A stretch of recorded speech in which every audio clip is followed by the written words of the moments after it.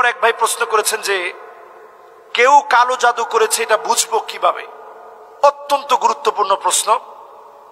কালো জাদু কেউ করেছে কিনা এটা বোঝার জন্য কিছু সিমটম আছে।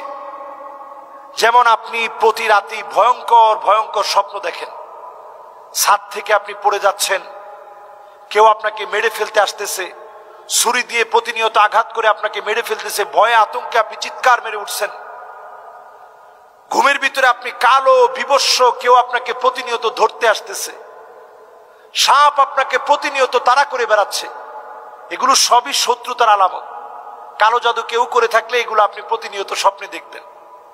এরপরে আপনি চোখটাকে বন্ধ করতে পারেন না। এই যে চোখটা এরকম দুইটা মিলাচ্ছেন, চোখের এই দুই পাতা মিলালে চোখটা এরকম নড়তে থাকে, এরকম নড়তে থাকে। এটা দুর্বলতা থেকে শুরু হয়। আপনি তখন বুঝবেন যে কেউ আপনাকে ক্ষতি করার চেষ্টা করছে।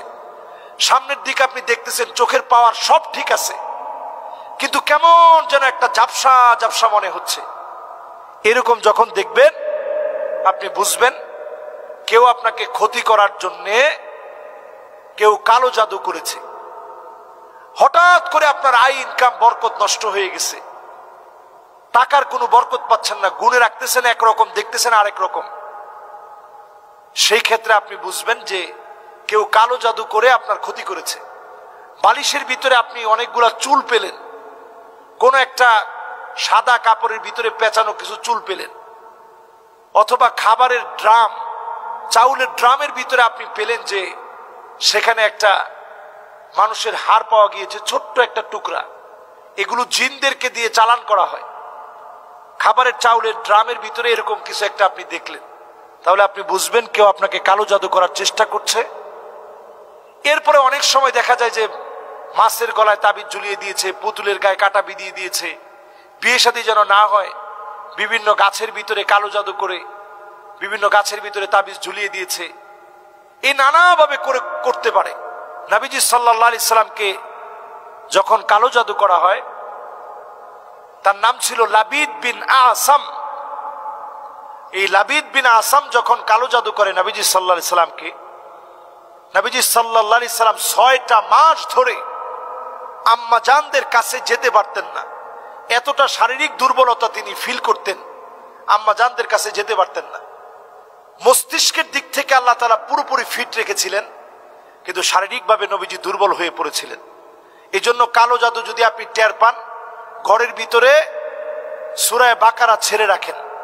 2 নাম্বার আমল, আউযু বিকালিমাতিল্লাহি তাম্মাতি মিন শাররি মা খালাক, পড়ে পড়ে আপনার নিজেরই নিজে ফু দেন। আজকেও আমার এই মসজিদে একজন মুসল্লি বলল যে হুজুর, এই বিষয়গুলো আমার কাছে ধরা পড়েছে। তো আমি নিজে বললাম যে ঠিক আছে, আমি এই দোয়াটা আগামী জুমাবারে আপনাকে লিখে দেব। তো মিডিয়ার মাধ্যমে যারা দেখছেন, আপনাদের জন্য সহজ হবে, আপনারা এই দোয়াটা লিখে দিবেন। আউযু বিকালিমাতিল্লাহি তাম্মাতি মিন শাররি মা খালাক। এটা পড়ে পড়ে বুকের মধ্যে এভাবে ফু দিবেন। এরপর আপনি আয়াতুল কুরসি পড়বেন, পড়ে ফু দিবেন। ফজরের পরে সূরা ইখলাস, সূরা ফালাক, সূরা নাস একবার একবার একবার, আবার একবার একবার একবার, আবার একবার একবার একবার, তার মানে 3 বার হলো। পড়ে এইভাবে সারা শরীরটাকে মুছে দিবেন। ঘুমানোর আগে যেন এই বাজে স্বপ্নগুলো দেখতে দেখতে আপনি দুর্বল হয়ে না যান, এজন্য একবার করে সূরা ইখলাস, সূরা ফালাক, সূরা নাস পড়বেন। পরে আপনি আপনার চতুর্দিকে লাগলে ফু দিলেন। তবে হাদিসের ভিতরে এখানে ফু এর কথাটা নেই। যদি ফু দিতে মনে চায় আপনি দিতে পারেন, কারণ হাদিসের ভিতরে আসছে বিসমিল্লাহি তুরবাতু আরদিনা।